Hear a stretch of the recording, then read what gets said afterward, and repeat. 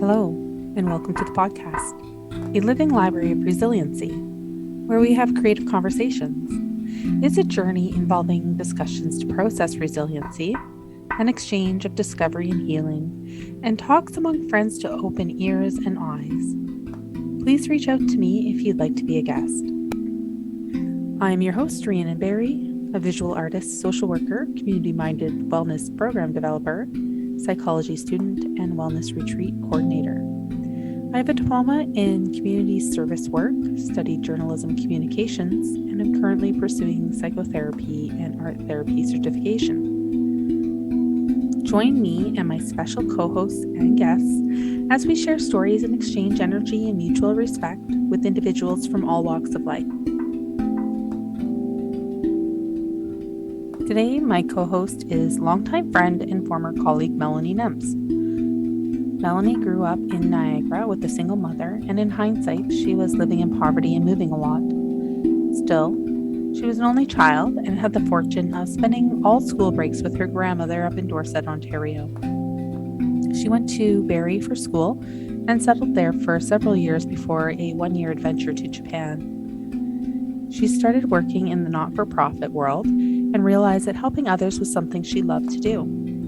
These past 18 months have been a challenge like no other. She lost her mother to cancer in September 2020 and is still struggling with the grief daily. Like many other parents, she has been trying to balance being a parent, a teacher, while still working and maintaining other areas of her life. Her two children know it's okay to cry and be sad. The trick is to take the time and give yourself permission to let it out.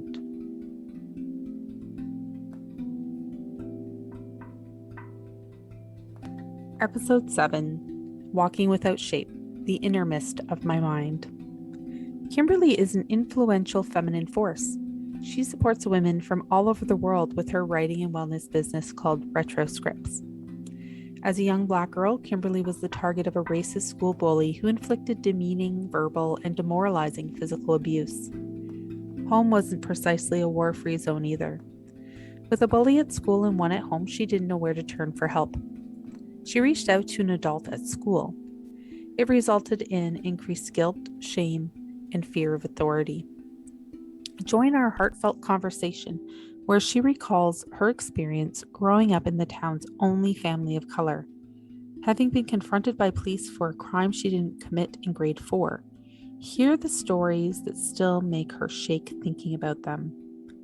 As she matured into a young woman and a deep thinker, she was often told she looked angry and bitchy.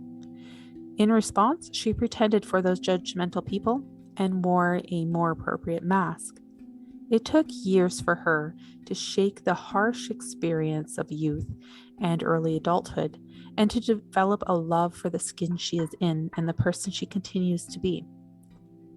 This badass, strong, and independent woman, despite being set up by life to fail at many turns, saw her way through journalism school to become a talented creative writer, editor, wife, mother of a toddler, and a businesswoman. It's the hot seat. Like there's so much, I don't know. I have a light shining right now too, so that's why, but I'm just like, oh my God, all eyes are on you. It's different. Yeah, but like we've talked before, so this shouldn't be too hard. Like we're pretty familiar at this point. Yes, definitely. Yeah. Definitely. So Kimberley runs a writing group that I joined. I found her through the Gwen program, which is like the women in business sort of program where you can receive support from each other. And yeah, so I jumped on her writing program and I'm almost finished my first chapter. It's almost ready for people to hear and look at and criticize and her feedback, whatever And love. you want to say it. But I did get a few good poems out of the prompts as well during the writing group. So that was kind of cool. Do you want to talk a little bit about your writing group and let everybody know what it's about? I would love to. So the one that you're talking about is a Life Unleashed writing group. There's the Life Unleashed writing program as well. And they're kind of similar. The group is more for like-minded people who want to just get out there and write, but create a writing habit. Something that I kept hearing over and over throughout the years was that people never have time, or when they have time, they feel guilty for writing, which I totally understand. I feel that with the 2-year-old, I'm in here writing and I'm like, oh, I should be out playing.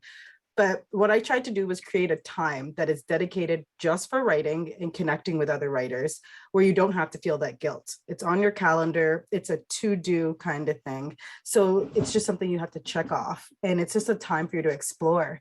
So my goal was to get different kinds of people. And I think Rhiannon can say we definitely did that. Oh, So yeah. many different minds from around the world, which I Yeah, didn't that was expect. surprising too. My first time on, there was somebody from France. There was somebody from down south in the States. That was kind of cool Wow. too, to get We've the had feedback. Germany, Armenia, like it's just wild, the places that people have joined from.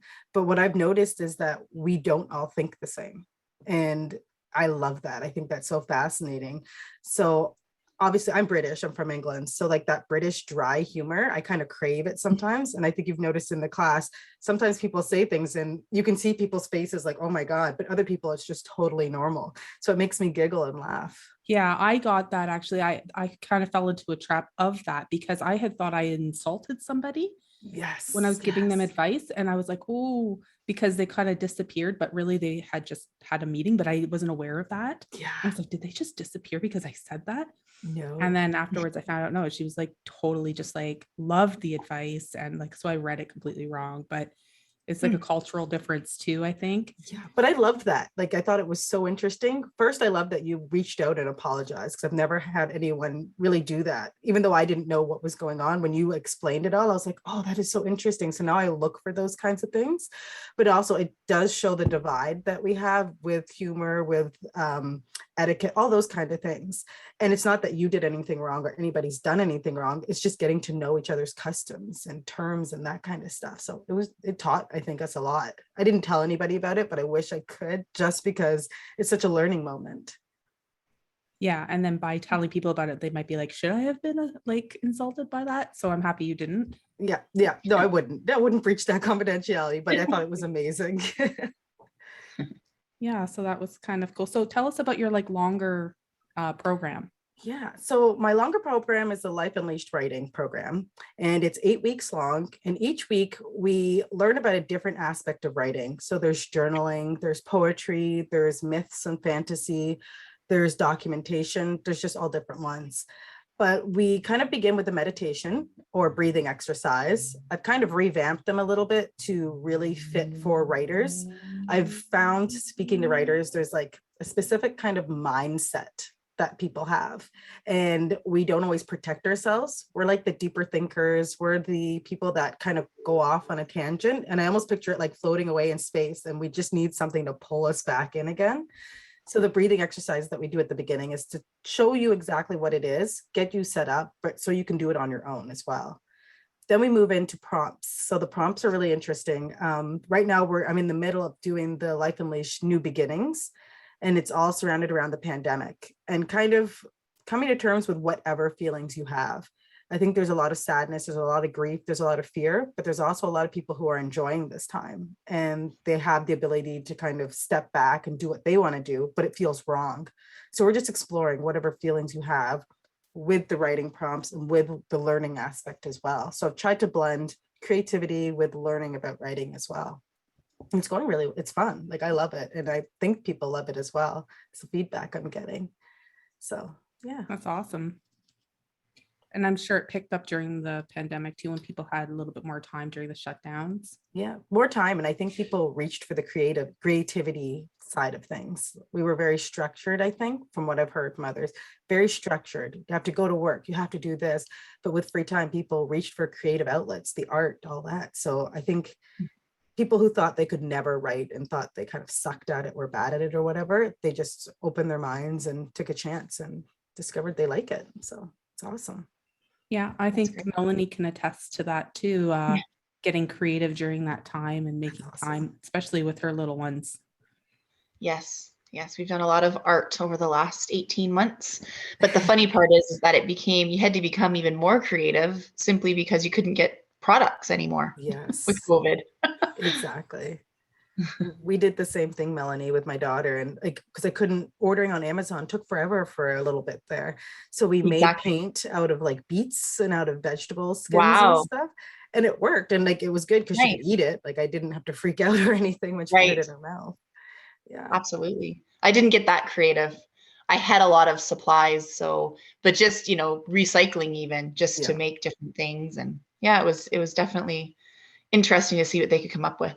Yeah. Interesting to see what you can come up with too, right? Like what you Yes. can do when you have to. Oh yeah. Yeah. Yes.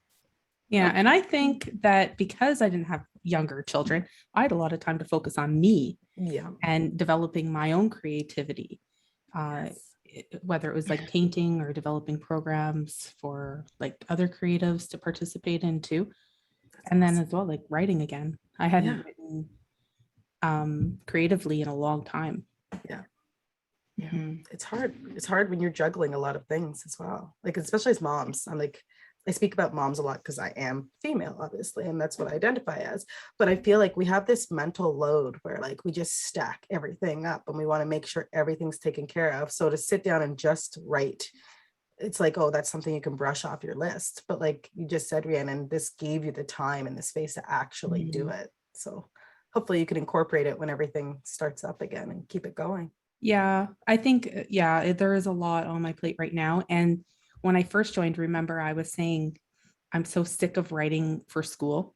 Like I want to write, but I don't want to write for school reports anymore. I want to write for like myself, and like, cause that piece I didn't even have time to paint for a while because I was just like always writing about these crazy topics that I didn't want to be writing about. But then getting into the prompts with you allowed me to like pull some of what I learned into my writing.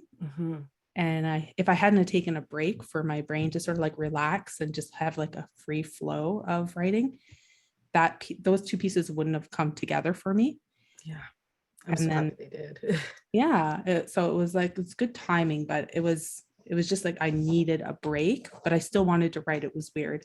No, I hear you. It's because it's like, I feel like writing for a lot of people, and maybe it's the same for you. It's like an outlet, like you disappear into it. You can just explore it without having to really think. Like I always say, I picture like ink pouring from your fingers when you're typing, because you're not consciously always having to focus. Whereas with your schoolwork, there's a right answer. Like you have to be on the ball, right? Yeah. And it's technical and dry. Yeah, right. exactly. Yeah, Not I fun. hear you. When we asked you in the preliminary questions, if your life were a novel, what would the title be? You said Walking Without Shape, the Inner Mist of My Mind. Yes. Do you want to explain why you chose that title? Sure. I thought about that. Your questions, first of all, were really good, but like they sent me through this so deep thinking place. It took me about 5 hours to answer them just because I got caught up in the thinking. But it was good because it opened me up to a lot of things that I had tucked away in my brain. So why did I answer that? I'm actually just looking online. I hope this doesn't make sure looking for the answers that I sent you so that I can think about them while I'm writing. Walking Without Shape, I kind of thought, because I've gone through different lives, I feel, in my life so far, different stages and different parts. And I never think I'm fully healed from everything that happened in my past. So it's almost like I'm always changing my shape. And as soon as I think I know, oh, this is Kimberley, this is who she is, things change again. And I'm like, oh, no, this is Kimberley. Or I'll flip back and be like, who am I? So it's always different. And I say the inner mist of my mind because the only thing that stayed the same or stayed true is what's inside my brain. And I know like what a brain looks like and all that, but like I almost see it like a mist. It's all constantly absorbing things, it's changing colors, it's morphing. And I liked that idea, especially as a writer. Probably I just go off on tangents, but having that changing shape. I don't ever want to be the same person that I was last year or the year before. I like the idea of changing and just walking without a shape, being who you are in that moment at that time. I love that. Thank you. Yeah, the visual, you can tell you're a writer, of the mist changing color and swirling around inside of your brain instead of a brain. Exactly. Yeah. I think my brain is kind of sometimes my enemy. Like I think everybody probably thinks that, but like the stuff it holds. And I almost think of memories as doors, and they have locks. And sometimes I just don't want to open that. I don't want to go there. So to picture it as a mist instead, there's those doors in there, but the mist just kind of changes and morphs. So you don't know what door you're going to open. at any time. And I don't know, it kind of is comforting in a way. It's an interesting statement for sure. Yeah. Can totally unpack that in another episode. Yeah. Well, just tell us a little bit more about like the process of answering these preliminary questions for you. So I went through and I read them all. And the hardest part, one of the hardest parts was picking which ones I wanted to answer, because the studious type A in me was like, I'm going to do them all. And then I was like, no, I'm not. Like, that is way too much work and too much thinking.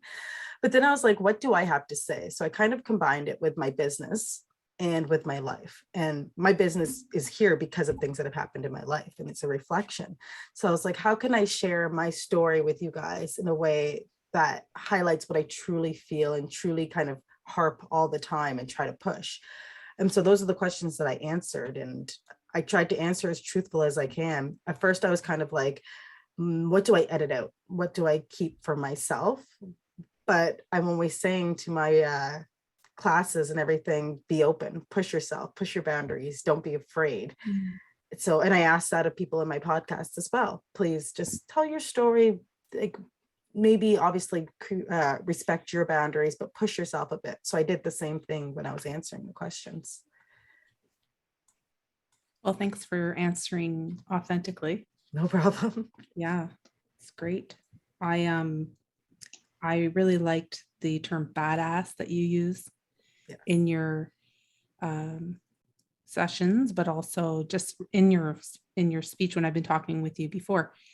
You're just like, be a badass. So women should be badasses. Yeah. So I truly believe that. yeah, and it came out in your answers. So a lot of just women empowerment. Yeah. Do you think that this is something that's elemental in what you do? I think it is, definitely. And it's women empowerment with what it means to you. Because what I say is a badass and what I think is empowerment is not the same for you. And it wouldn't be the same for Melanie or anybody else. It's owning what it is to you that's empowering, or what your secret power is or your strengths are. I think often we're told like, oh, speak up, you're too quiet, or shut up, you're too loud, or whatever. And it makes your head spin. What do you want me to be? And that's when you push it aside and you have to kind of think, what do I want to be? What kind of feels right, settles well with me and fits, and go with that. Yeah. I took a lot of what you wrote about, and I maybe read between the lines a bit and really thought about acceptance of yourself. Yes. Right. And, just after reading everything, I thought, how do we teach that to others? Right. I think of my daughter, who is 8 years old, and I know that she questions herself probably, honestly, 10 times, 15 times a day. And I really, that word or that thought of acceptance and accepting your attributes and then seeing them as strengths. And I feel that from what I read, that's something that you did. And I'm curious about that. Can you talk about that a little bit? I think, like your daughter, I went through a long period of hating everything about me. Like, I hated the color of my skin. I hated the way I spoke because I have a lower voice. I hated the way my eyes, just everything. I picked and picked and picked and picked. And and again, I'm sorry, I talk a lot in imagery, but like I pictured it like an open sore. Like these things I was picking, like they hurt. And it occurred to me when I was sitting on the beach, like, okay, you put a Band-Aid on something that hurts. You kind of try to heal it. I need to heal the part of me that hates so much because it's not healthy. And it kind of occurred to me that I don't need, although I do want respect from others, I do want people to like me, all those things. The most important person to me is me. And if everybody in the world was to disappear or something happened, who's going to be left? Only yourself and the voice in your head. So you may as well become best friends with that voice. And I know it sounds weird, but it's almost like having two different voices. So you have yours, you're outside, but you also have the one in the head that kind of nurtures and like talks to your younger self, talks to yourself today. And nurturing that was really important. So with my daughter, when she was born, since the first day she was born, we did this thing where she said, I am smart, I am strong, and I am beautiful. And we say it every single day. And she laughs and plays with it. But I noticed that when we do it, her demeanor, even if she's crying or having a bad day, it changes and she gets all excited. So I was like, okay, that's the feeling that we want you to have always, or as much as possible. So Yes. even though she's only 2, I've noticed little things where people will say something about her hair because she's got this crazy fro, or they'll say something about her feet, which are abnormally huge. And she kind of, they are, but she shrinks back a little bit. And I'm like, no, look at your feet. And then I show her mummy's feet, which are also abnormally huge for my height. And I'm like, they're awesome. Like, look what we can do. So we do footprints and all that. And she gets happy. So I'm trying like with her to show like, you're weird, you're different, you're awesome, like own it and be your own best friend. If I'm busy and like now and she needs to be by herself, I kind of encourage her to like write, even though she cannot write down, crawl or color and do all those fun things that kind of unleash that inner power. I think that's where it's all hidden. So I hope that answered your question. I see a whole workshop for kids. Yeah, I love this stuff. Your future. I like the mantra, because when I was younger, my dad did a lot of silly things, but one thing that he did do was read this book about and he gave all of us our own mantras. And mine was, I'm happy on the inside, I'm happy on the outside, and I smile a lot. And I had to say it. So he would call us into the room, be like, go.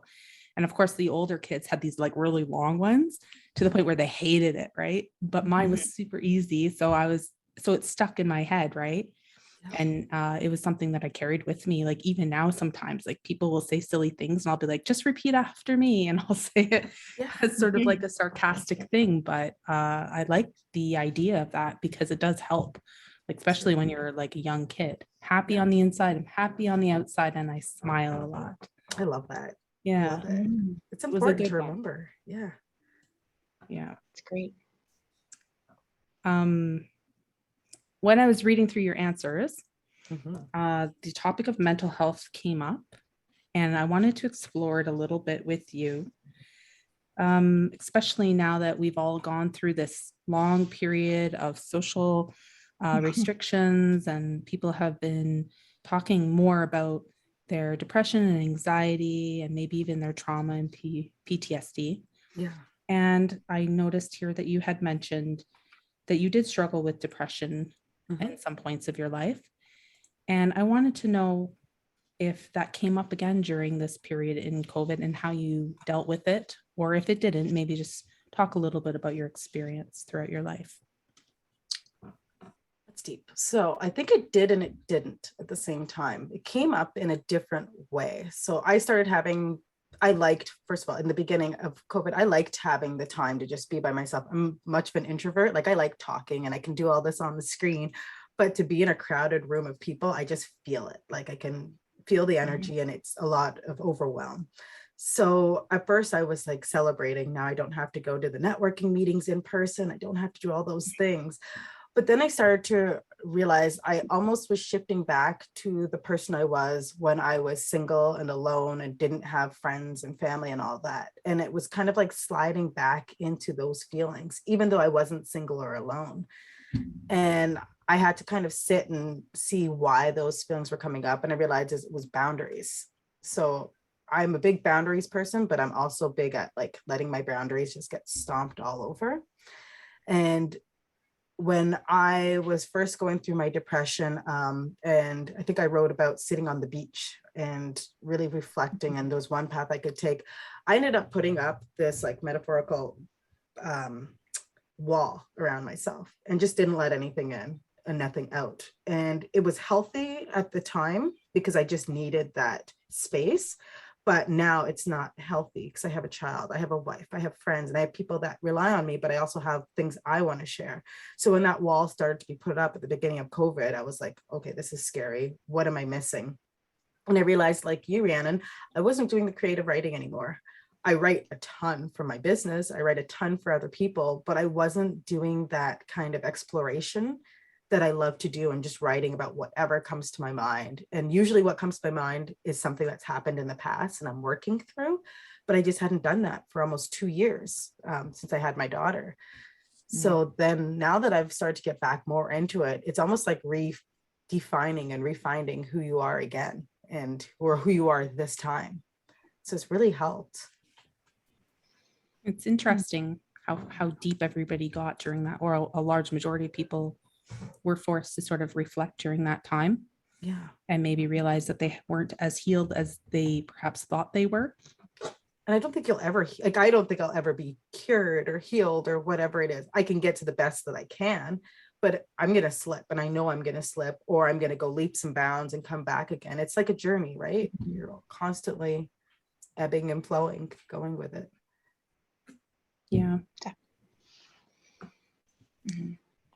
You also mentioned one of the keys when you were younger to sort of shaking this, always being aware of other people's judgments and perhaps that leading to depression or anxiety, is this being your own self-advocate. Yes, self-advocacy. I know we've talked about this before, Rhiannon, and I think that especially, like, I grew up in a small town. We were the only Black family in the town. And I didn't realize I was Black until I was probably in grade 3 when someone told me. And like, I can literally remember it being like a smash in the face and being like, holy crap, like I am. And it's just, as a kid, you don't think about it. And we weren't, like, we had family in other cities or friends or whatever, but we didn't see them as often. So you didn't get exposed to that. And then when people started to kind of, the discrimination, and I started to realize what it was people were saying, like, no, you go stand over there, don't touch my child. First, I just kind of thought, well, it's just the way life is. But then you kind of realize it's wrong. You realize that it's because you're an other and you're different. And I personally kind of folded in on myself. I did have my siblings to kind of protect and care for, so I didn't do it for myself as much. But then really standing up and I guess realizing that there's power in being mysterious or feared. And because I was already writing and telling stories to my siblings, I just kind of wove that all into it at the same time. At first, I kind of made myself smaller and less threatening.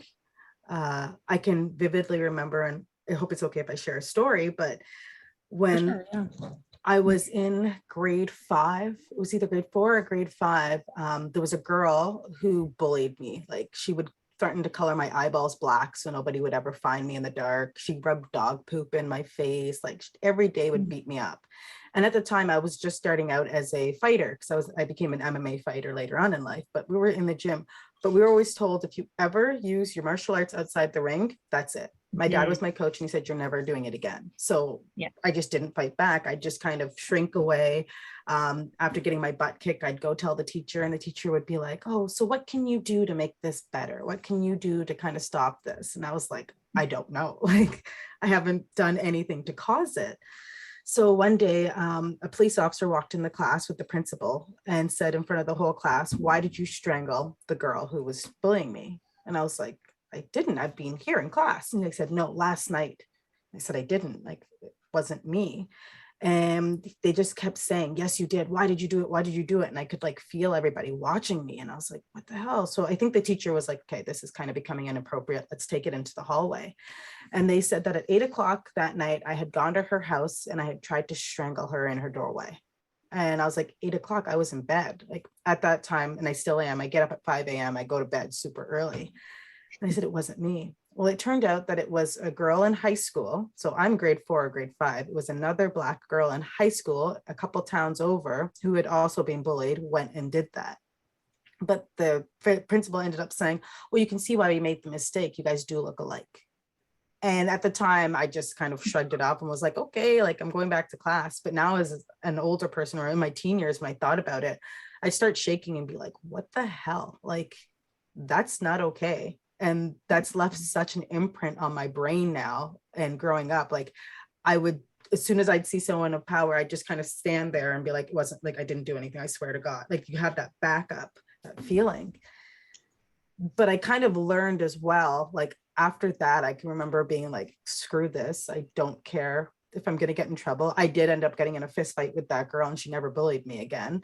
I did end up fighting for people that were getting bullied as well. And I kind of became this badass little kid who would just fight for people. And my dad kind of understood. I didn't get kicked out of fighting, but he was like, good. And it kind of built something inside of me where instead of sitting with my back down, just eating my lunch, now I was like more open. And yeah, I just had to become that fighter. Yeah. So now we have something else in common. I beat up my bullies too. Good. And I get that bullies it's like grade 4, bullied, you know what I mean? Yeah. Sometimes you have to. You do have to stand and advocate for yourself. No one else can sometimes do it for you. Yeah, it's true. And you're always told not to hit, right? Mm-hmm. I will teach my daughter, if you're being hit, you do have to fight. Like, you can't always shrink back. Obviously, use your words first and all that stuff, but there hits a point when you have to. Yeah, there was a point where I had to, and it involved a tetherball. Oh. No, yeah. It was a bad fight. Now I'm like intrigued. I can tell a story, I guess. Yeah, so I had somebody who was bullying me, making fun of me. I had a few bullies at this one school because I was the new kid. Plus, like we were at that time, we were pretty poor. So like I would come to school. It took a while for me to get my winter jacket. Mm-hmm. So I was bullied for not having a winter jacket. So I was bullied for being poor. And that went on for a while. And then one day I was in the tetherball line and I got matched with one of my bullies. And instead of spiking the tetherball, I spiked it right in her face. And when she fell over, I took advantage of that. I just had it. I hit my breaking point. Teachers weren't helping. Parents weren't helping. Mm-hmm. Older brother wasn't helping. I just took it upon myself. And like, I look back on it. Yeah. Like you don't want to scrap like that, but you know, there was no help. It was frustrating. Did you notice a change after and the way that she was so scared of me? Yeah. I had to go apologize to her, but she was freaked right out. Mm-hmm. She never thought that would happen. Yeah. She was like a popular kid. It's a learning lesson for her too, though. Like, obviously, like you said, don't fight. But you hit that breaking point where you're like, okay, enough is enough. Like, this is not healthy for me. It's not healthy for you. Yeah. I just sort of snapped at the tetherball court. Yep. That's hilarious. You saw it coming. That's awesome. Melanie's like, I could just picture this. I could picture this too. You know, they pushed and pushed. There was like 4 or 5 of them. So yeah. I didn't get the dog poo in the face though, and I'm so sorry that happened to you. That just makes me angry. At the end of the day, I feel like it's made me who I am. Like, not that I would ever want that to happen to anyone else, and I hate that it happened to little me and all that, but I don't know, it's made me stronger. Like, no one's going to push me around like that ever again. It's not going to happen. I now have that voice and I have that power, and when I see it happening to other people as well, I can kind of identify. Like, I think a lot of it's hidden, especially with kids. Kids hide these things and they don't want to talk because they don't want to get in trouble or whatever, but you see it now. I can kind of connect in that way. Yeah, I think it is so devastating too. It's like that feeling of telling and then nobody doing anything. Mm-hmm. I told many teachers, like I remember telling again, it was the last day of school in grade 5 and we were going to grade 6, which was a different school. And I told my teachers what was happening at home and about some abuse. And their response was, well, you do know that if we take this any further, your siblings and you will be split up and you might not see your mommy and daddy anymore. And I remember being like, oh my God, I can't lose my dad. I can't lose my siblings. So I just left it, didn't go any further. And now I'm like, why would an adult say that to a child? Like, it blows my mind. It's a little bit of the times, right? But then also like your place in society and their version of what society is. Yeah. Right. Where people give their advice from, like they might not have given that to another kid, but they gave it to you. Yeah.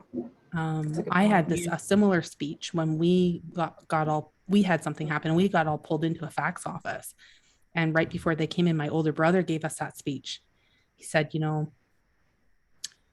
don't say anything because they're going to split us all up and we're not going to know where you guys are. We're not going to know where to find you and won't be able to protect you.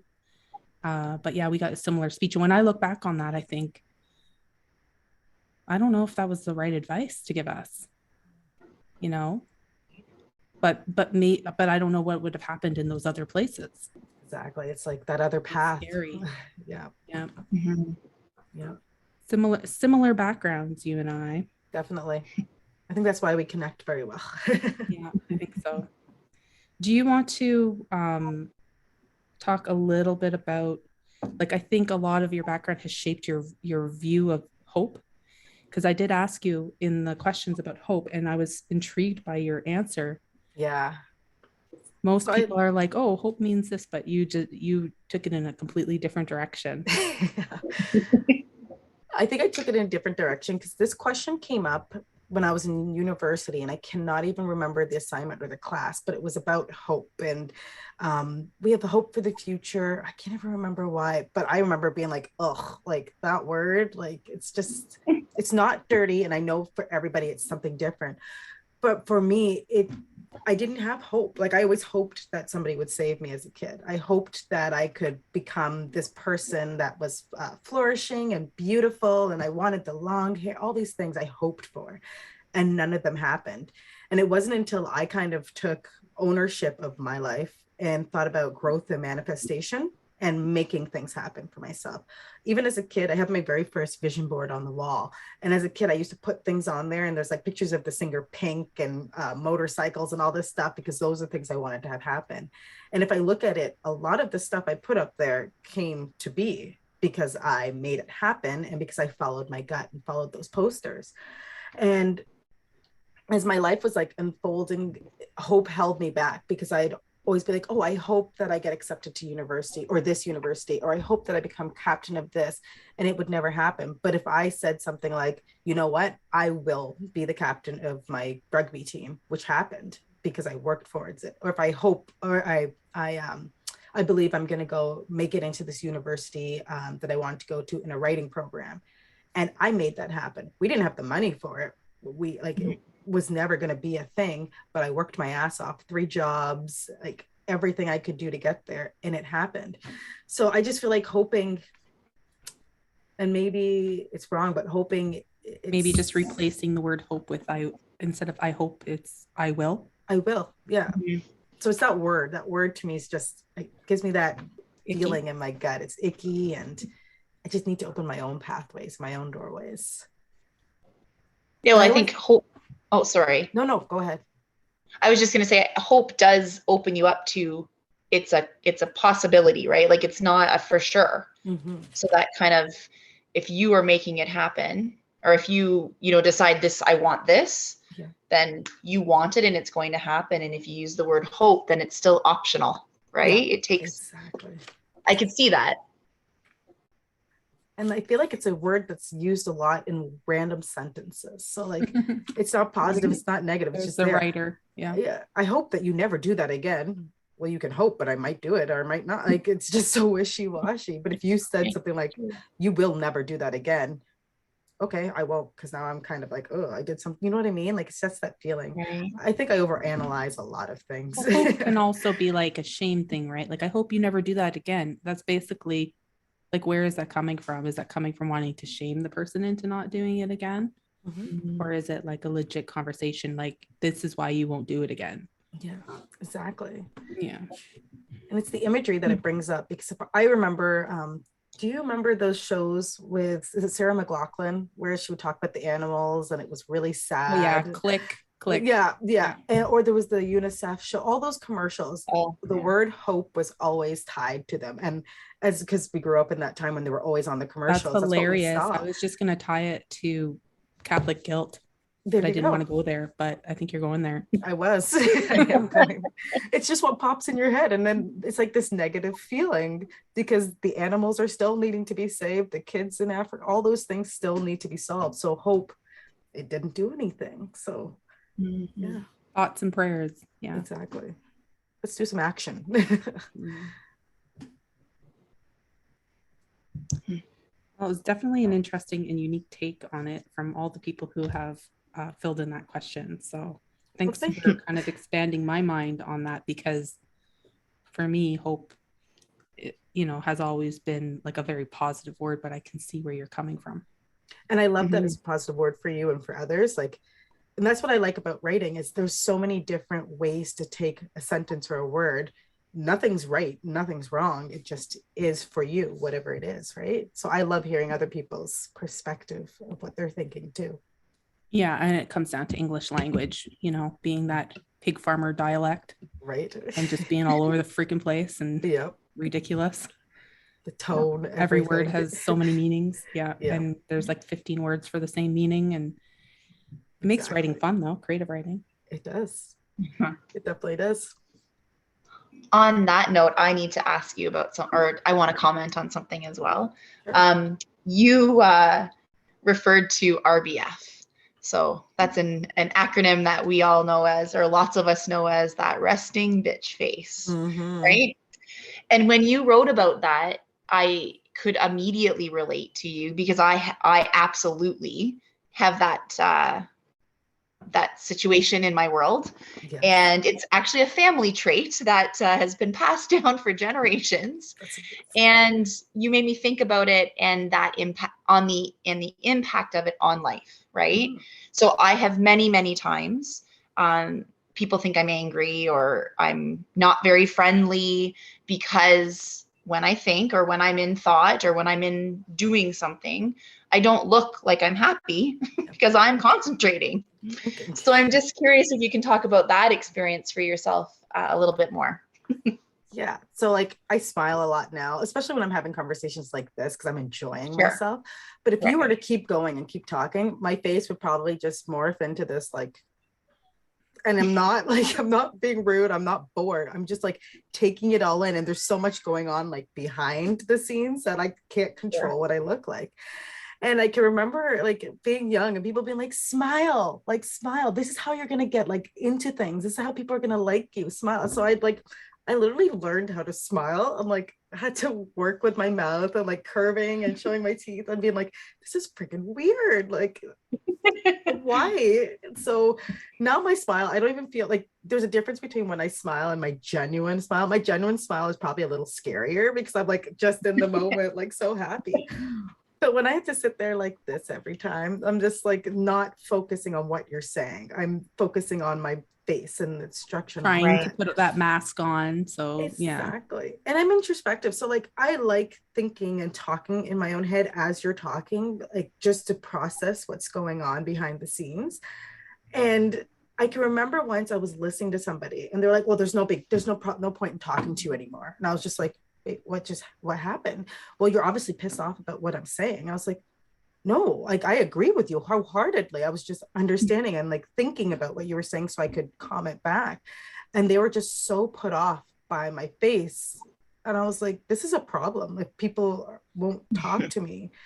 And I've had so many people, like prospective partners and stuff in the past being like, oh, I didn't come talk to you because you just look so scary.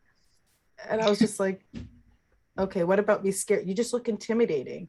But for me, if I saw you just, I don't know, wherever, standing there and you had that face, I'd be like, okay, what's she thinking about? Then I'd probably come and talk to you, bug the hell out of you, being like, so how's it going? Like, what are you doing? Because I think you're thinking as well. And I want to know what you're thinking, right?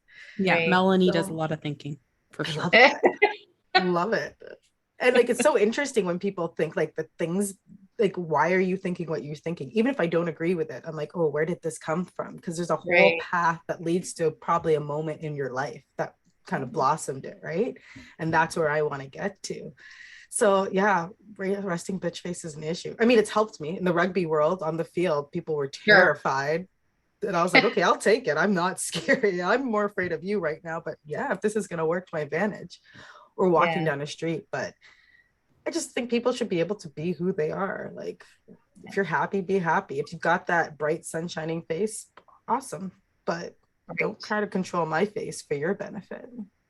Yeah, and it's exhausting, right? It is. I know, like, I've had this conversation with so many people because they ask me, like, how come you just like, like for even like my painting tutorials or whatever, I just be me. Mm-hmm. And a lot of people are like, hi, we're going to paint today. And it's so exciting. And I'm just like, that's 2.5 hours of that would kill me. You'd be so tired. Your face would be twitching, like, because you can't control that much. Long. So that's sort of how like gentle painting was born. Because I was like, no, like, hold on a second. What am I doing? This is insanity. Yep. I need to just be me. Exactly. Who am I? And what kind of teacher am I? And just be authentic. And that'll attract the right people to you as well. Yeah, people who want to be there. Sorry, my cat's talking to me right now. That's okay. I love cats. Love them. It's interesting. I do my writing workshops in a cancer group as well for one of the cancer groups in the area. I'm not sure if I can say the name, so I won't. But one of the things, like, people come on and they have their wigs put on and their makeup, and like when it was in person, everyone was so proper. And I was like, listen, I didn't put deodorant on today. Like, I'm feeling really hot, like, and I'm wearing this clothing because I'm bloated. So you be you and you own however you're feeling. And then so many people just kind of sigh it out and they're like, oh, thank God. Like, now we can actually do what we want to do and focus. And same with the end of life workshops that I was putting on for a while. People would come the way, looking and smiling and feeling the way they thought that I wanted them to be. And I'm like, no, wherever you are in this moment, whatever you're experiencing, bring that to the table, because that's going to make your writing so much more authentic than if you put on this happy smiley face and you've got this, like, that's not you right now. So don't pretend it is. And if it is, then that's great. Please bring that too, but be authentic, be who you are. Yeah, I think it's perfectly fine to be who you are. And if people misunderstand you, whose problem is that? It's not my really problem. It's their perspective, right? You Yeah. can't change how I get in trouble for a smirk. That's just my smile. Yeah. But people always think I'm up to something. Yeah. You know, it's interesting because the first time I actually met you and we talked, you were very much yourself. And now that I've got to know you, it's just you. But I was like, oh, this is weird in a good way. This is weird and interesting because she's not smiling. She's not putting on like the hand, like being overly animated or anything. So it like drew me into you. So that's why I like reached out and talked to you again. And I was like, okay, I got to get to know like what she's like. And I was like, this is just her. Whereas a lot of people that I meet, and it's no criticism, it's just the way they handle it. But when they first meet you, they're overly happy and they want you to feel comfortable. But I'm like, that makes me uncomfortable, because then I'm like, okay, what are you trying to hide? Like, what is this covering up in a way? So it was pretty neat. Mm-hmm. Yeah, thank you. You're welcome. I know. Well, and then, oops, sorry, give me 1 second. I'll have to edit this part out. Can you please take the cat?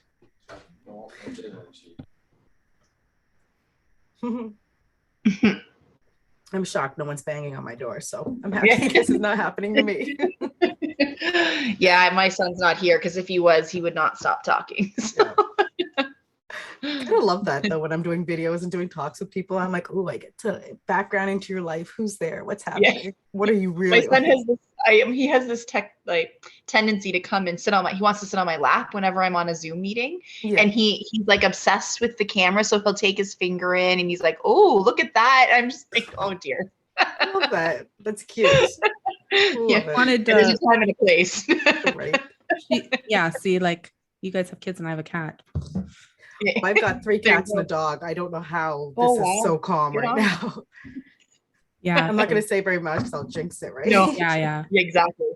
She wanted to look out the window, and I didn't want to open it for her, so I made Mateo take her. What an awful mummy.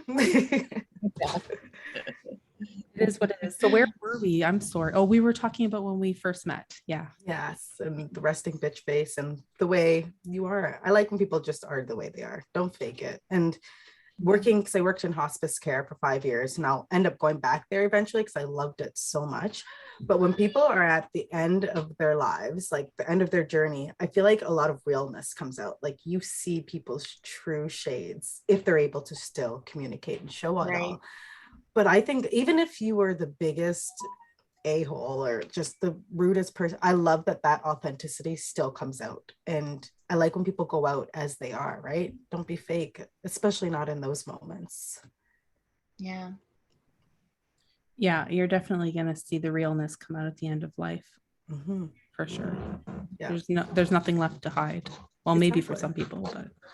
And if you hide it, that's when I notice, and that's kind of why my business all started up, releasing people's stories and really telling them.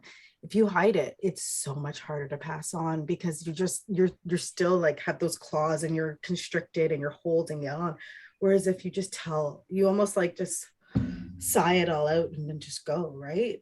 And that's how I want to go. Eventually, I'm working on my own life story. It's taken me like 10 years, but I'm like, I got to get it out of me so that if something was to happen, I don't want to still have those vice grips on every aspect of my story. I want to just release it so I can go. I'm glad you brought that up because I wanted you to talk a little bit more about retroscripts and, you know, the writing that you do for people's end of life or family stories. So it's share your business with us. I would love to. So that's one side of my business. So we talked about the workshops and the programs, but what really started it all was the end of life stories. So now it's kind of morphed into, it's not just end of life, there's baby stories, there's pregnancy stories, weddings, business, whatever story you have to tell, that's what I want to write. But the one thing I ask people that when they sign up to have me write their stories, be authentic. I want to know the nitty gritty and I want it to be true to you. I did have somebody who read her mother's story before printing it say, that's not true, that's not true, that's not true. And I was like, it's not true to you. But something that happened to me could happen to my sibling very differently. And they interpret it hyper opposite, even though it's my story. So when you're reading someone's book, I kind of write it in such a way that it's their language. So grammar mistakes, the wrong words, they're included in your book. My dad says pacifically all the time. I pacifically told you. And I'm like, no, you didn't pacifically, you specifically. But if I was to write his book, that's going in the book because it's something that like, it makes me laugh and it's him, it's part of him. He's a writer himself and he uses so many wrong words for things, but it's just become his kind of quirk. So that would go into his book. So how it kind of works is I sit down and I voice record your whole story, whatever you want to tell me about. Usually it takes about 2 hours, but there's people that have gone on for like 6, 7, 8 hours of their story. Then I take it and I transcribe it all, handwrite it out or type it out on the computer and keep all those little nuances and little quotes and things that make it your story. Then I take your pictures or whatever you want to add and incorporate that into the book too. So your family or yourself or whoever is left with this hardcover bound book of your entire story, all the quotes, all the pictures, all the feelings, emotions. It's almost less about being perfect, like the books being perfect in themselves. It's more about being perfectly you, or imperfectly you. So I've kind of had all different people do their stories. One of the very first ones that I did, the lady just passed away 2 years ago. And to look at her, she was, I want to say in her 70s or 80s and sweet grandmother, like really beautiful woman. And then when she told her story, I was like, wow, what? Like you did all that? She was like the caretaker for a bunch of rock stars and like the things she had to like endure and do. And she became a midwife, I think at 13 during World War II and all these things. I was like, how are you still standing here having gone through all that stuff? And that kind of sparked in my head that we all have these stories and it's not until we share them that I'm able to see things from your point of view, or I'm able to experience life maybe in your shoes just a little bit and understand why you are who you are or why you did what you did.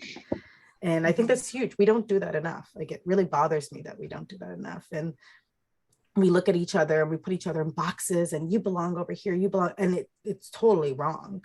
And it's normal to have these kind of snap judgments of somebody, but if you don't go further in my mind, then you're doing a disservice to yourself and to others. Recently, I've been thinking a lot about people in jail and people who've ended up in spots that I would never want to experience personally, but why are they there? Like what happened throughout their life and what paths did they take that maybe led them there? Because I very well, like growing up the way I did, could have ended up down those paths 100%, but I went another route and writing saved my life because it was an outlet. But why? Like that's when I'm doing the stories, that's what I want to get down to is your why, like all those pieces. Very cool. And how long does it take you to do the turnaround on a book like that?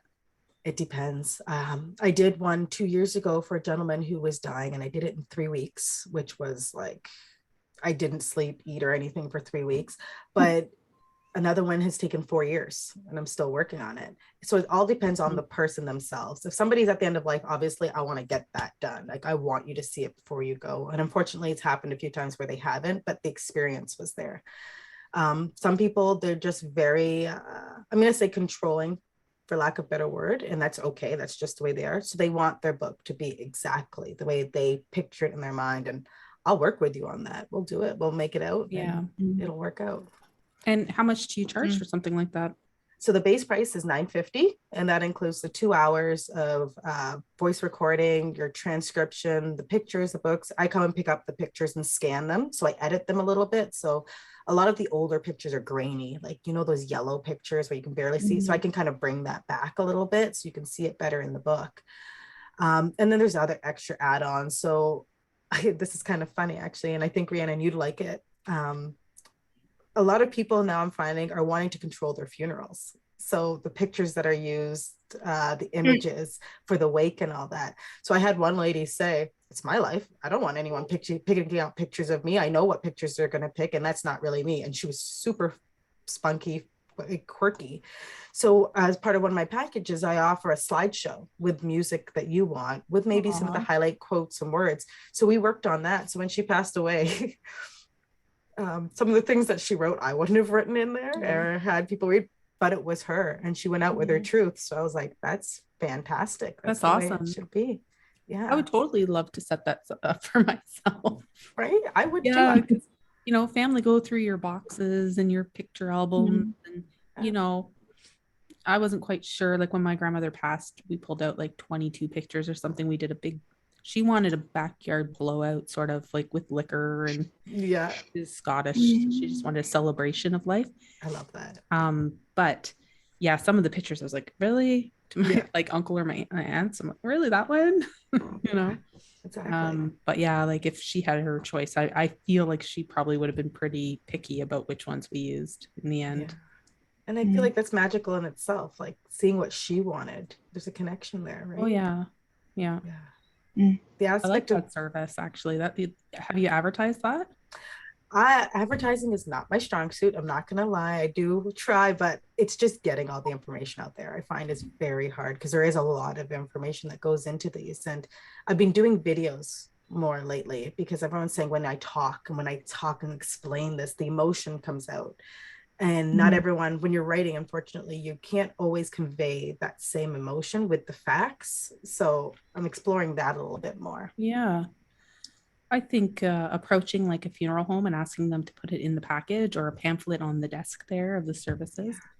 So there are a few funeral homes that I've reached out to, and my work is there. And actually, it's weird that you say that. Yesterday, I spoke to 2 different people, and to incorporate writing for grief into their offerings. So exactly the same Life Unleashed, but just exploring the grief and kind of what it means, what happens.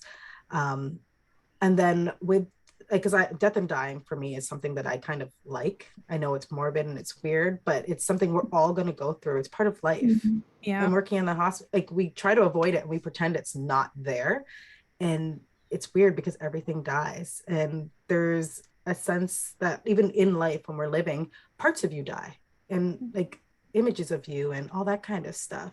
So instead of pushing it away, I just kind of welcome it, embrace it. And we've had funerals for the weirdest things in our house, and not really funerals, but just like remembrances and grieving. And then we write about it, or we paint about it, or we find rocks about it and kind of celebrate what happened, because I think it's important. The more we push away that kind of grief process about whatever it is, the harder it's going to be in the end run.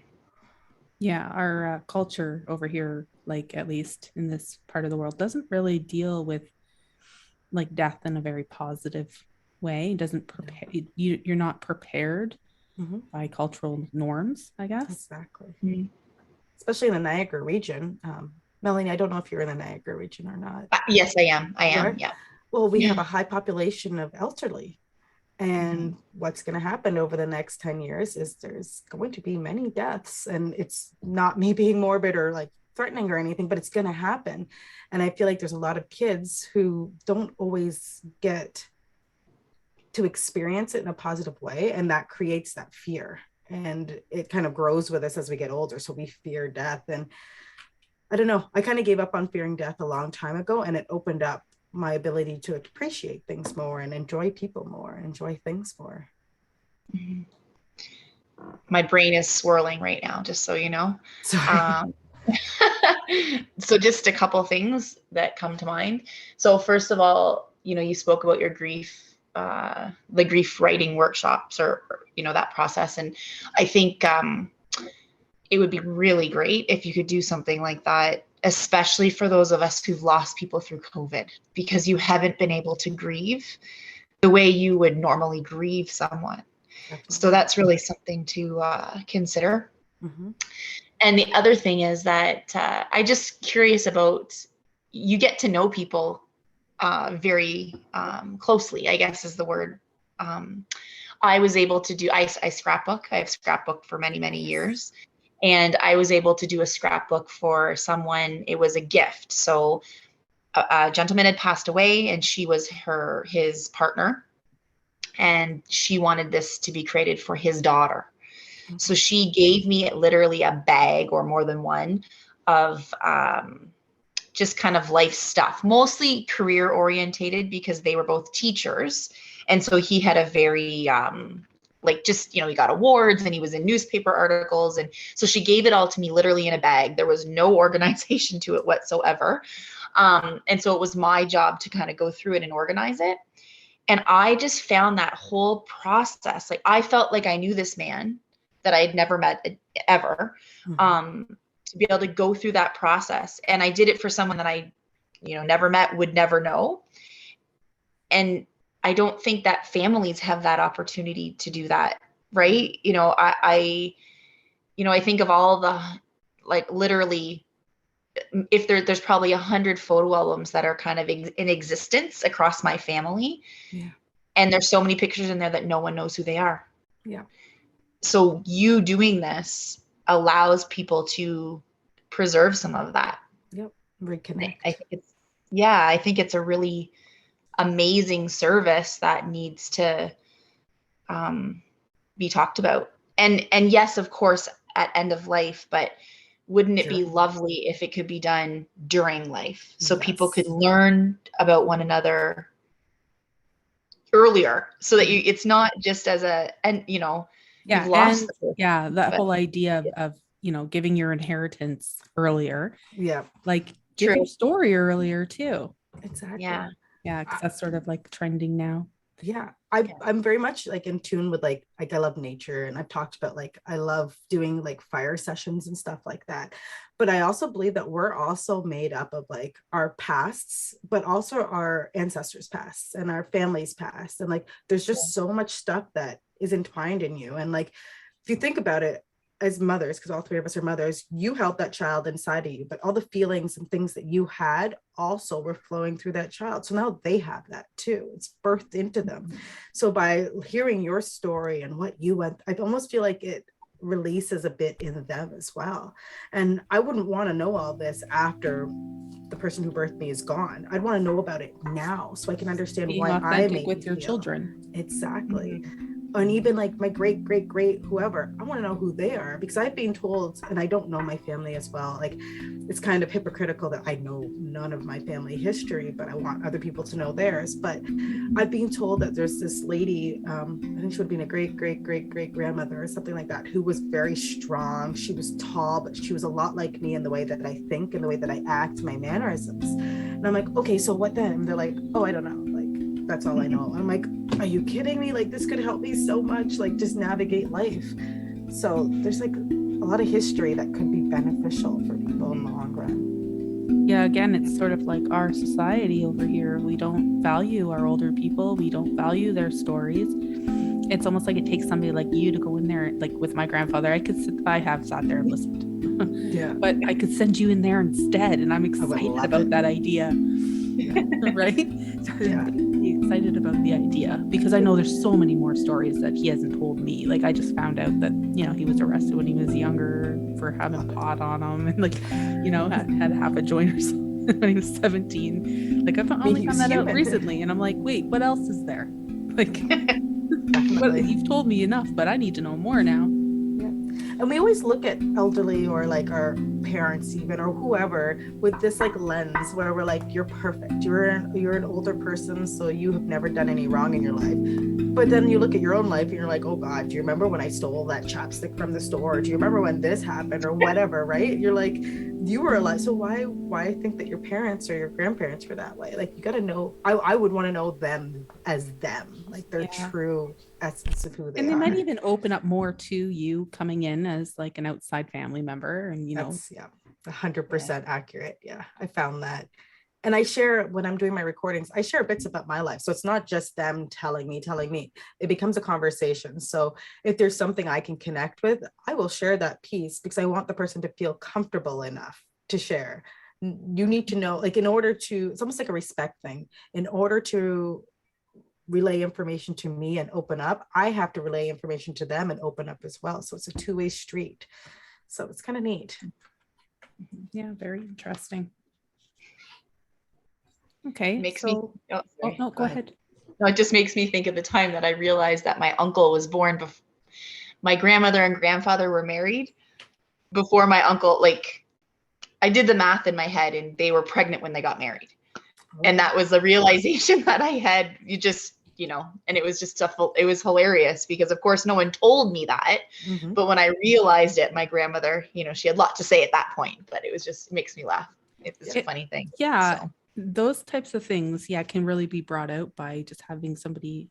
But like even like at my grandmother's, when we were putting her in the wall at the graveyard, somebody, I can't remember who it was, made like a little speech, and in the speech sort of let the cat out of the bag that she was born from a different father, and her sister was like, what?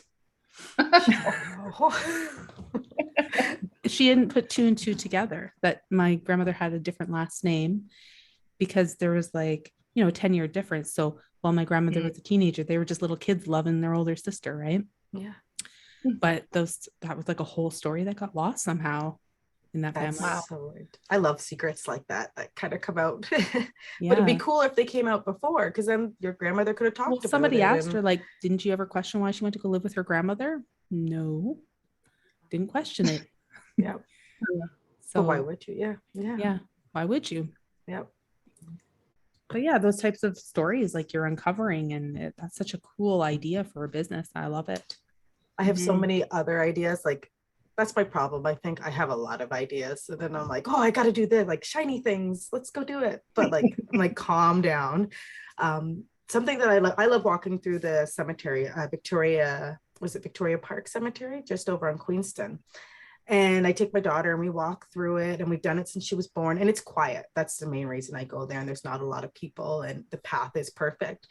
But when I'm reading the gravestones, I'm like, I wonder what this person was like. Like, they're just so old, the gravestones, and they're cracked and they're crumbling. And it kind of hurts me that is what I know of the person. I know that Patricia, Elgart was born in 1858 and lived to this, but I'm like, the dash in between. I'm like, I want to know your story. I want to know what happened.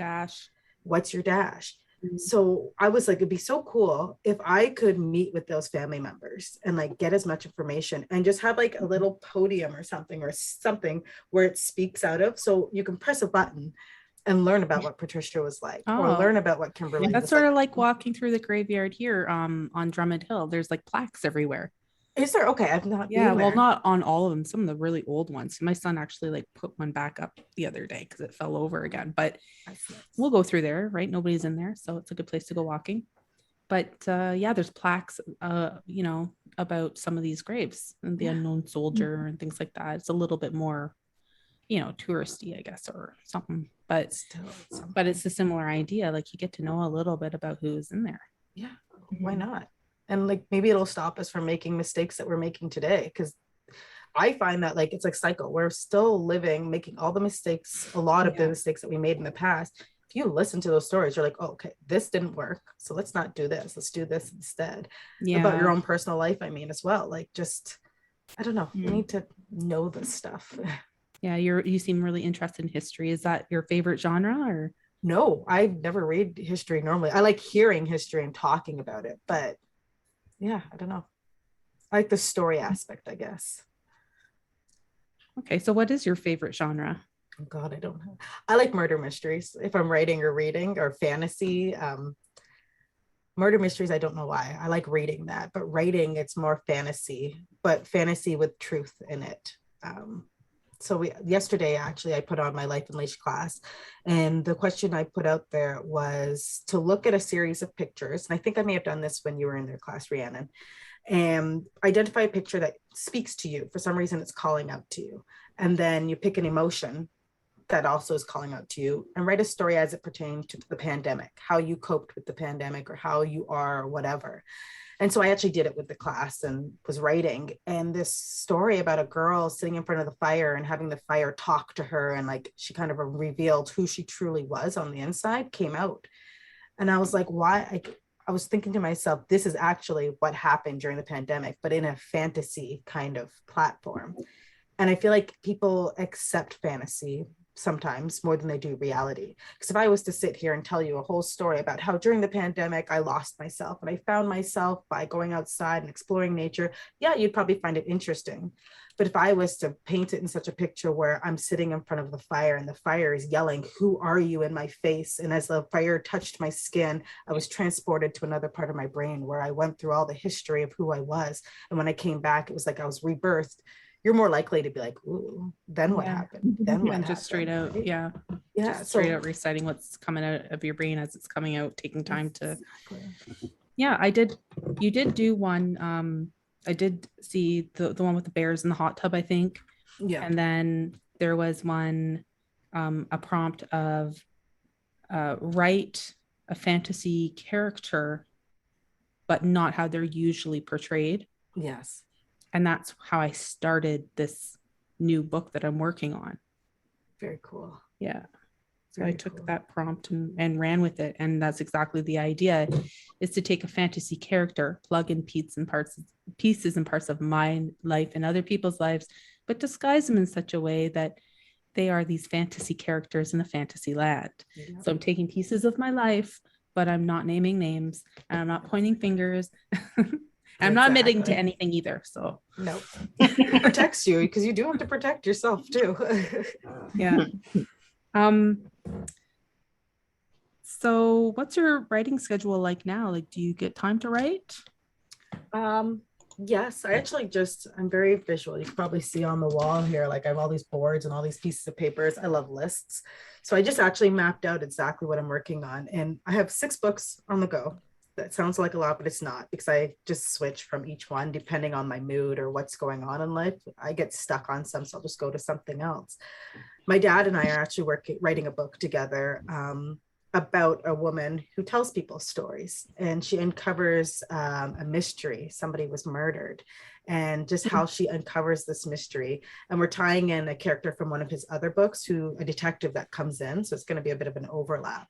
So that's kind of our reconnection thing, because my dad and I didn't have the best relationship for a long time till I understood what happened and his story, kind of thing. So this is like us rebuilding. Awesome. I have a personal story. My cat Psycho was my best friend and my soulmate and everything. She passed away last year, actually. But I still think about her often. She was the thing that grounded me. So I wrote a kid's book about my daughter and the cat and just the journeys that they go on. And then I've started writing more of an adult version of it. Not with my daughter as the character, because that would be weird, but still with my cat exploring. And it's really like every book I write has elements of me in it. And it's really just my way of processing information and what's going on in the world. So there's a couple. But then with the programs and writing, there's going to be a lot of different programs that I'm putting out there. I finally come to terms that there are people that want to do that deep diving and want the realness of writing. Yeah. So that's more of what I'm putting out there. I think in the beginning I was very timid and unsure if it would work. Yeah, and like just watering things down so that everybody had fun. But now I'm like, okay, cut that. Let's get to work. It. Yeah. Yes, let's do it. That was like us the other night at 8:00 at night.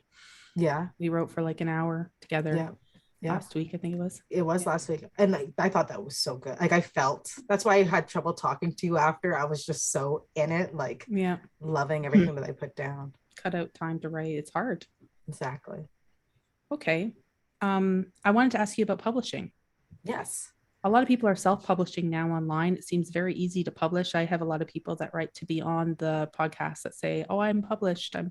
You know, you should read my book, send me to Amazon. And there's like a $12 book that they want me to buy and read. Yes.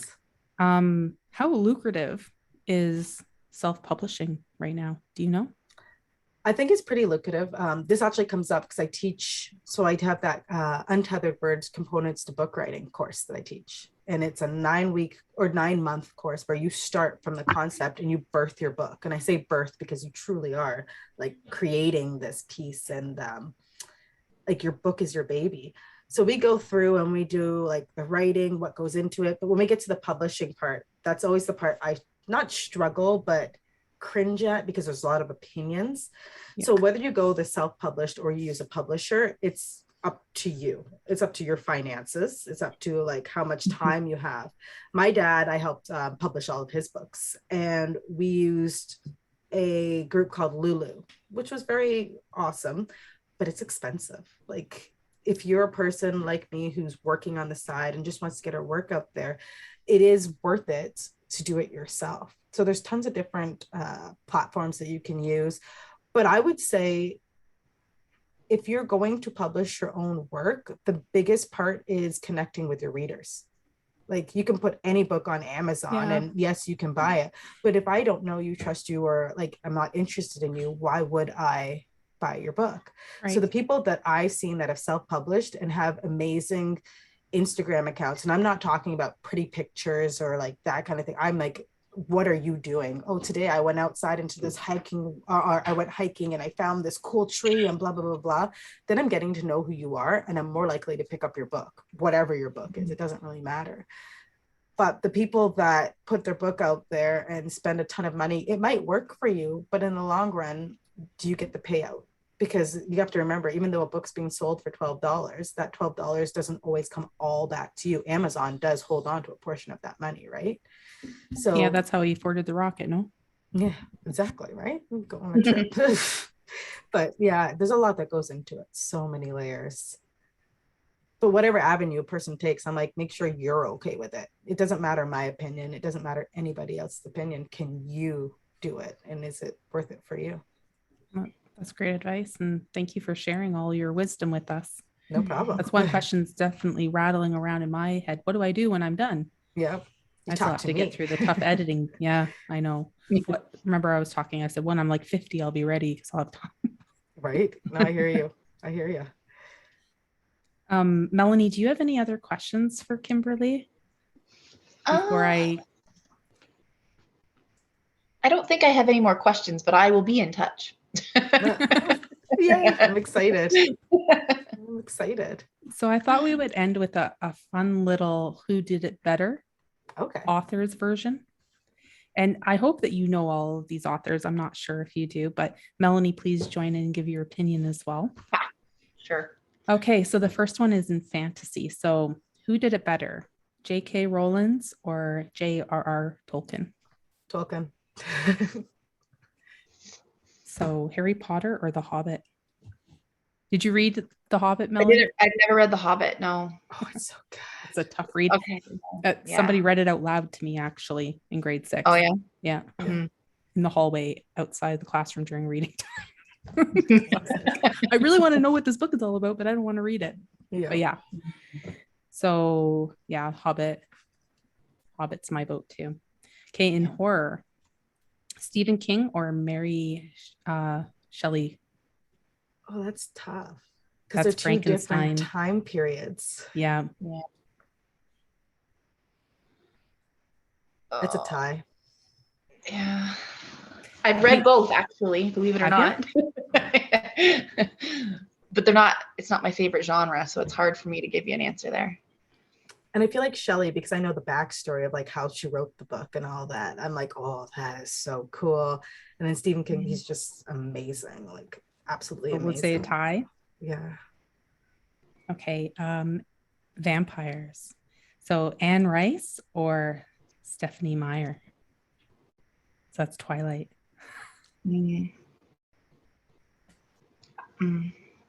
I know the right answer is Anne Rice, but so Interview with the Vampire versus Twilight. It comes down to Brad Pitt or Robert Pattinson for me, honestly. That's hilarious. No, those movies were so good. It's a tie because I read them at two different periods of my life too. What do you think, Melanie? I can't answer on that one. I'm sorry. I'm going Anne Rice. Okay, poets. Maya Angelou or Rupi Kaur? Or is it Kaur? She wrote Milk and Honey. Yeah, both amazing. God. I go with Maya Angelou. Yeah, I'm going with Maya as well. I connect, like some of the things that she writes just like hit me in the soul. Yeah, me too. Yeah. The whole I rise. Oh my God. Rise. Yeah. I bawled. Yeah. It's powerful. Yeah. Canadian lit. So Margaret Atwood or Margaret Lawrence? Atwood all the way. I love her. Robber Bride. Her hidden messages in her book are really interesting. Like the deeper meaning of what she writes. What do you think, Emma Lawrence. Yeah. You know what? Yeah. I'm like a 55 Lawrence. Okay. Because of the Stone Angel. Okay. Yeah, love that. Yeah. Just such a dry ass read, but like just there's so much in there. Yeah.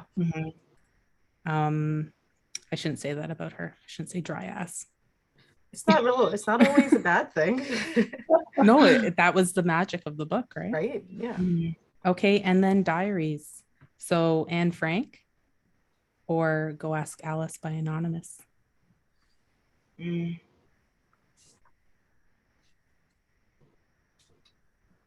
Another toughie, eh? Yeah. It's because you find so many connections in them. So like both of them spoke to me in different ways. I'm going to go with Anne Frank. I'm leaning more towards Anne Frank, but it's like just by a smidge. Yeah, me too. Yeah. I'm going to say 60% Anne Frank. Yeah. Just because Go Ask Alice had a huge impact on me. Yeah. Okay, so that's it for that list. That was fun. Yeah. So I guess we could end on, what are you reading now? What am I reading? Right now I'm reading a book by Chevy Stevens. She's actually an author in BC. If you don't follow her on Instagram, follow her because she's so cool and quirky. But I'm also reading a book. Oh, I wish I had it in here because I don't ever remember the title or the author, but it's a series, the Beltha Elkins series about a prosecutor who is in a small town in the States, a southern town, and it's like a dying town. So like super poor, drugs are everywhere. And she's a prosecutor. It's a series, sorry. So she's a prosecutor that throughout the books is just trying to take down crime and take down murder and all the drugs. But she finds out that she murdered her father when she was 10. And she had thought that her sister had done it. And her sister had like drummed it into her head that she did it. So she would protect her and go to jail. And she just, in my book, she just found out that no, she actually killed her father, who had been assaulting them and doing all these horrible things. But she repressed. Is that a new book? It's relative. This is like this is the 5th book I think in the series, and it's relatively new. But oh my God, it's like mind blowing. It's really good. Yeah, I sound like it sounds like I could get lost in it and then neglect all the other things in my life. Oh, literally, she goes through the dishes on my counter. Like I was like, I don't care. I need to just get through this. Like, and like, I know TV shouldn't be your babysitter, but I'm like, okay, you're gonna watch some TV now while mommy reads her book. Yeah, it's hard when they're young. Yeah, to get all that you stuff in, right? Yep. Your identity sort of ends up a little bit like it's them first for many years. Yeah. So you got to make time to read. Exactly. Okay. Well, thank you so much for this conversation. It was awesome. We covered so many topics. Yes. This is fun. Yeah. And I feel like I've learned a little bit more about you. And I know Melanie said she would be reaching out, but I feel like I will be reaching out as well. Amazing. For your services. That sounds great.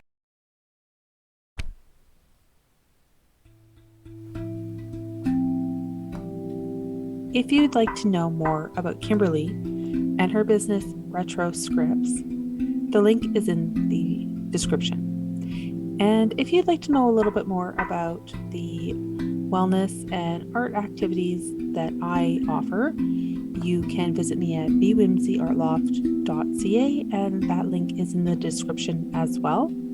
We will be holding some upcoming art and wellness retreats in St. Catharines, and that is in partnership with the St. Catharines Leisure Department. So we will be out of the Port Weller Community Centre.